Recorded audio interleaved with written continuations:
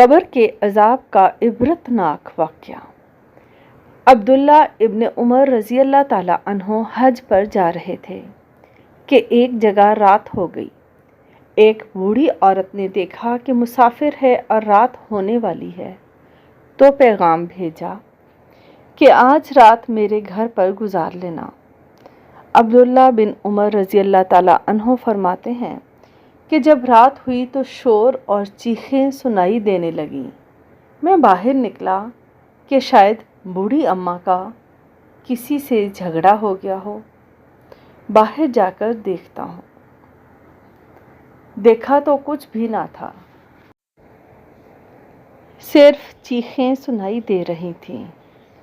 مجھے ساری رات نیند نہیں آئی، بہت پریشان رہا۔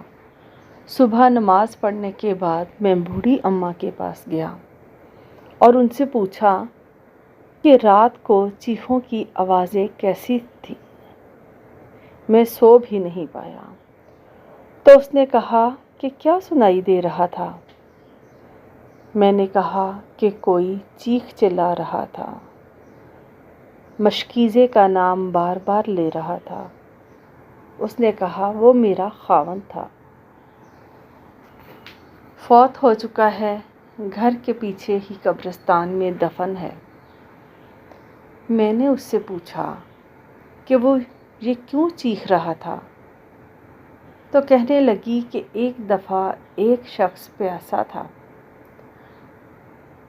وہ ہمارے پاس آیا جو پیاس سے موت کے قریب تھا۔ میرے خاوند سے کہنے لگا کہ پانی دے دو۔ میرے خاوند کے پاس پانی نہیں تھا۔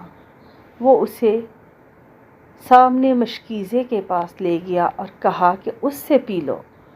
وہ شخص خود ہی گھسیٹتے گھسیٹتے مشکیزے تک گیا۔ انتہا کی پیاس لگی تھی، نزا کا عالم تھا۔ اس نے مشکیزہ اٹھایا تو وہ خالی تھا۔ میرا خاوند ہنسنے لگا اور اس سے کہا کہ میں تو مذاق کر رہا تھا۔ وہ شخص پیاس کی شدت سے فوت ہو گیا، اور جب میرے خاوند کا انتقال ہوا اور دفن کیا، تب سے میں جو بھی اللہ والا دیکھتی ہوں تو ان سے اپنے خاوند کے لیے دعا کرواتی ہوں کہ اس نے وہ ظلم کیا تھا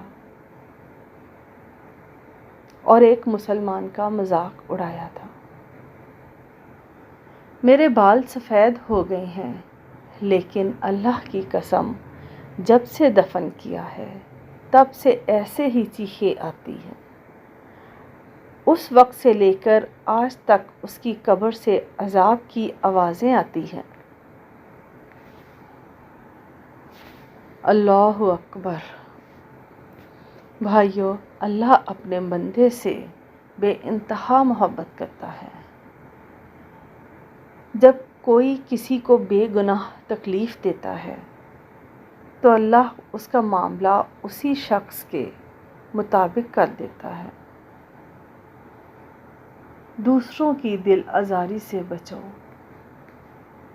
ورنہ قیامت کے دن آپ کے گلے کا پھندا بن جائے گی۔